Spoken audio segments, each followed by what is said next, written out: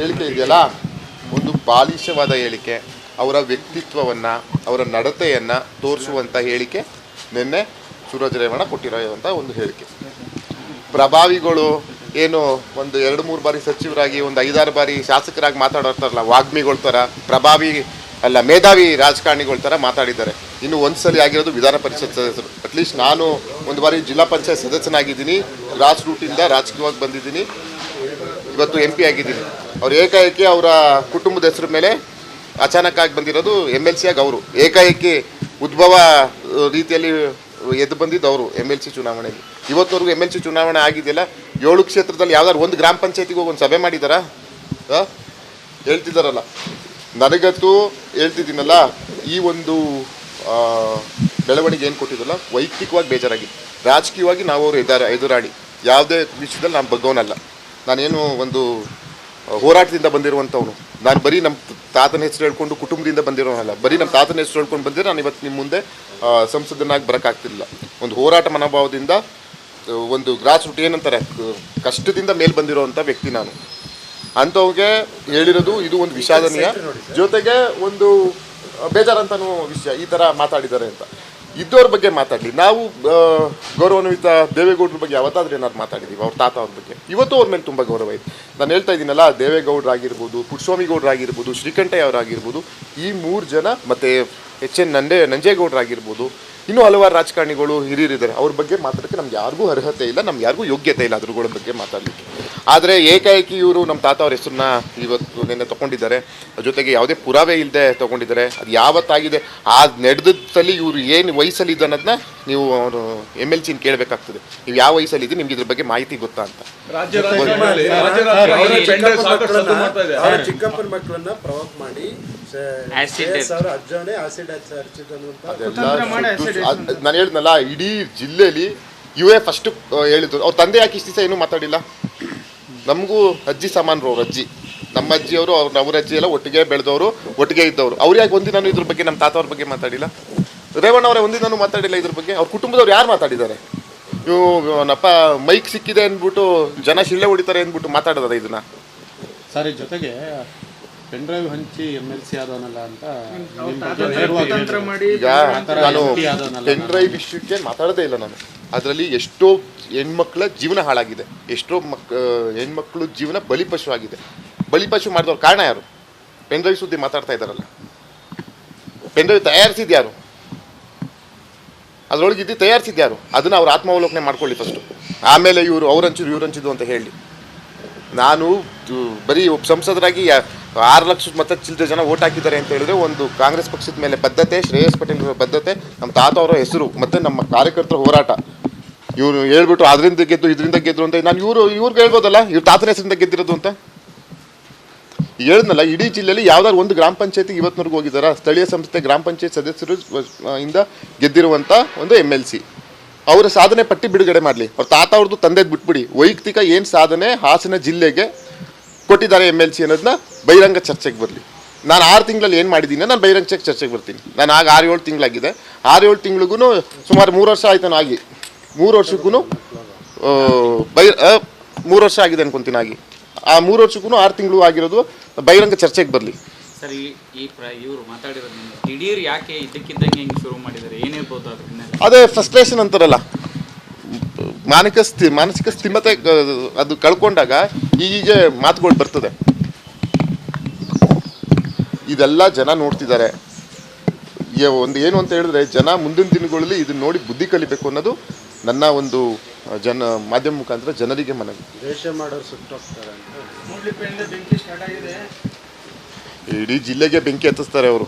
ಮೊದಲಿ ಪಾಪ ಮೂಡ್ಲಿಪೆ ಗ್ರಾಮದವ್ರನ್ನ ಯಾಕೆ ತಕ್ಕಂತಾರೆ ಇವರು? ಅಲ್ಲಿ ಹೋಗ್ಲಿ ಕಿತಾಪತಿ ಹಬ್ಬಿಸ್ಬಿಟ್ಟು ಬರೋದೇ ಇವರ ಒಂದು ಬುದ್ಧಿ. ಯಾವ ಊರಿಗೆ ಹೋಗ್ಲಿ ಏನಾದ್ರು ಒಂದು ಕಿತಾಪತಿ ಹಬ್ಬಿಸ್ಬಿಟ್ಟೆ ತಾನೇ ಬರೋದು ಇವರು.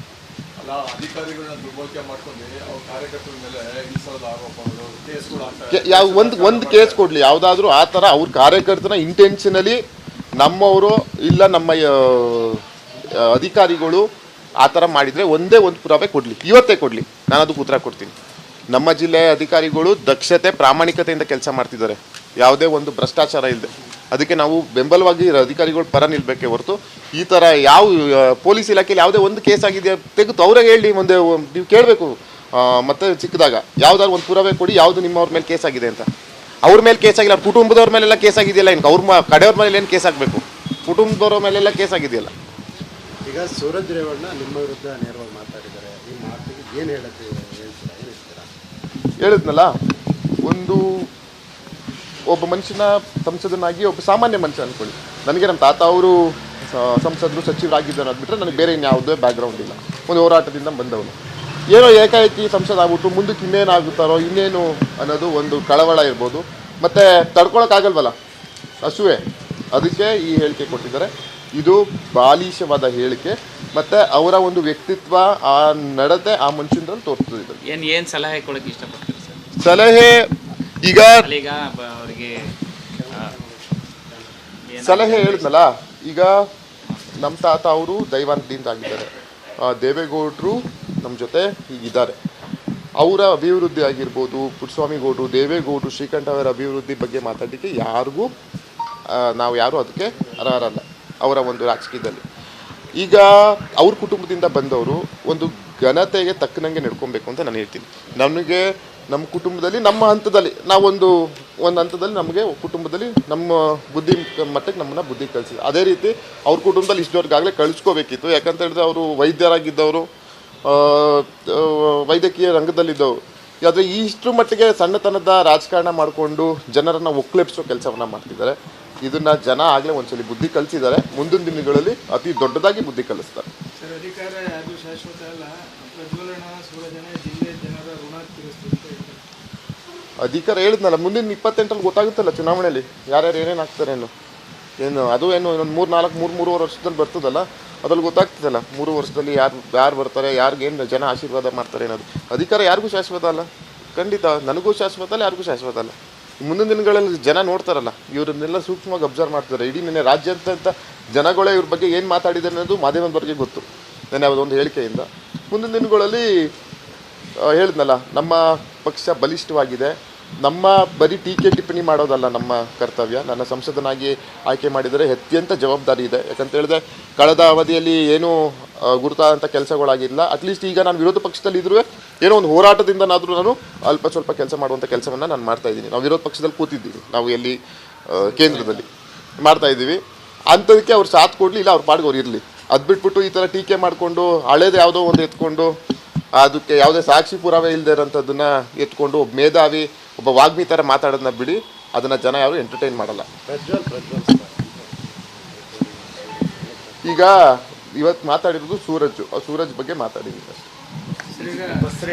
15% ಬಸ್ ದರನ ಏರಿಕೆ ಮಾಡಿದರೆ ಭಾನುವಾರದಿಂದ ಪರಿಷ್ಕೃತ ದರ ಜಾಸ್ತಿ ಬಂದಿದೆ. ವಿರೋಧ ಪಕ್ಷದವರು ತೀವ್ರ ವ್ಯಾಪಕ ಟೀಕೆ ಮಾಡಿದ್ದಾರೆ. ಈಗ ನಿಮಗೆಲ್ಲ ಗೊತ್ತಿರೋಂಗೆ ಇಂದಿನ ರೇಟ್ಸ್ ಜಾಸ್ತಿ ಆಗ್ತಾ ಇದೆ. ಮತ್ತು ಈಗ ನಮ್ಮ 7th ಪೇ ಕಮಿಷನ್ ಅದರಲ್ಲಿ ಎಲ್ಲರಿಗೂ ವೇತನ ಜಾಸ್ತಿ ಆಗ್ತಾ ಇದೆ. ಮತ್ತು ನೌಕರರುಗಳು ಮುಷ್ಕರ ಮಾಡ್ತಿದ್ದಾರೆ. ನಮ್ಮ KSRT ಸಿಬ್ಬಂದಿ ವರ್ಗದವರು, BMTC ಅವರು ಆಗಿರ್ಬೋದು, ವಿವಿಧ ಸಾರಿಗೆ ಇಲಾಖೆ ನೌಕರರು. ಅದನ್ನೆಲ್ಲ ನಾವು ಸರಿದೂಗಿಸ್ಬೇಕು. ಹಾಗಾಗಿ ಜೊತೆಗೆ ನಾವು ತಾಯಂದಿರಿಗೆ ಇವತ್ತು ಉಚಿತ ಬಸ್ ಸೌಲಭ್ಯನ ಕೊಟ್ಟಿದ್ದೀವಿ, ಉಚಿತ ಶಕ್ತಿ ಯೋಜನೆಯಲ್ಲಿ ಕೊಟ್ಟಿದ್ದೀವಿ. ಹಾಗಾಗಿ ಇದು ಸರ್ವೇ ಸಾಮಾನ್ಯ. ಈಗ ಕಾಸ್ಟ್ ಆಫ್ ಲಿವಿಂಗ್ ಜಾಸ್ತಿ ಆಗ್ತಾ ಇದ್ದಂಗೆ ಎಲ್ಲದನ್ನು ನಾವು ಜಾಸ್ತಿ ಮಾಡ್ತಾ ಹೋಗ್ತದೆ. ಈಗ ಅಲ್ಲ, ಈಗ ಹೇಳಿದಲ್ಲ ಕಾಸ್ಟ್ ಆಫ್ ಲಿವಿಂಗು, ಈಗ ಇನ್ಫ್ಲೇಷನ್ ನೀವೇ ನೋಡ್ತಿದ್ದೀರಿ. ಥ್ರೂಔಟ್ ನಮ್ಮ ಕಂಟ್ರಿಲಿ ಇನ್ಫ್ಲೇಷನ್ ಹೇಗಿದೆ. ರೂಪಾಯಿ ಮುಂದೆ ಹಣದುಬ್ಬರ ನಿಮಗೆ ಗೊತ್ತಿದೆ. ನಮ್ಮ ಹಣದುಬ್ಬರದಲ್ಲಿ ನಮ್ಮ ಕರೆನ್ಸಿ ಡಾಲರ್ ಕೆಳಗೆ ಇಳಿತಾ ಇದೆ. ಹಾಗಾಗಿ ಅದೇನು ಮಾಡೋಕ್ಕಾಗಲ್ಲ. ದರ ಏರಿಕೆ ಅದು ಏನು ಅದು ಇವತ್ತಿಂದಲ್ಲ, ಯಾವಾಗಲೂ ಎಲ್ಲ ಸರ್ಕಾರದಲ್ಲೂ ದರ ಏರಿಕೆ ಹಾಲಿಂದಾಗಿರ್ಬೋದು, ಮತ್ತು ನಮ್ಮ ಯಾವುದು ಬಸ್ ದರ ಆಗಿರ್ಬೋದು, ಅದು ಸರ್ವೇ ಸಾಮಾನ್ಯ. ರಾಜ್ಯದ ಜನ ಅದು ಸಹಕರಿಸ್ತಾರೆ ಅಂತ ನಾನು ಮನವಿ ಮಾಡ್ತೀನಿ. ಗ್ಯಾರಂಟಿಗೆ ಇನ್ನೂ 5 ವರ್ಷ ಅಲ್ಲ, ನಾವು ಮತ್ತಿನ್ನು 5 ವರ್ಷಕ್ಕೂ ಬರ್ತೀವಿ. ಇದು ಶಾಶ್ವತವಾದಂಥ ಗ್ಯಾರಂಟಿ ನಮ್ಮ ಸಿದ್ದರಾಮಯ್ಯ ಸಾಹೇಬರು, DK ಶಿವಕುಮಾರ್ ಸಾಹೇಬರ ನೇತೃತ್ವದ ಸರ್ಕಾರದಲ್ಲಿ ಕೊಟ್ಟಿದ್ದೀವಿ. ಗ್ಯಾರಂಟಿಗೂ ಅಭಿವೃದ್ಧಿಗೂ ಸಂಬಂಧನೇ ಇಲ್ಲ. ಅಭಿವೃದ್ಧಿ ತಾನೇ ಅಭಿವೃದ್ಧಿ ಕೆಲಸ ಆಗ್ತಾ ಇದೆಯಲ್ಲ. ಈಗ ನಮ್ಮ ಜಿಲ್ಲೆಗೂ ಈಗ ROBಗೆ CM ಅವರು ಅನುದಾನ ಕೊಡ್ತಾ ಇದ್ದಾರೆ. ನಮ್ಮ NR ಸರ್ಕಲ್ ಏನು ಅದು ಮೇಲ್ಸೇತುವೆ ಇತ್ತಲ್ಲ, ಅದಕ್ಕೆ ಅವರು ಅನುದಾನ ಕೊಡ್ತಿದ್ದಾರೆ. ಅನುದಾನ ಎಲ್ಲಿತ್ತು ಮತ್ತೆ? ಇಲ್ಲ, ಅದು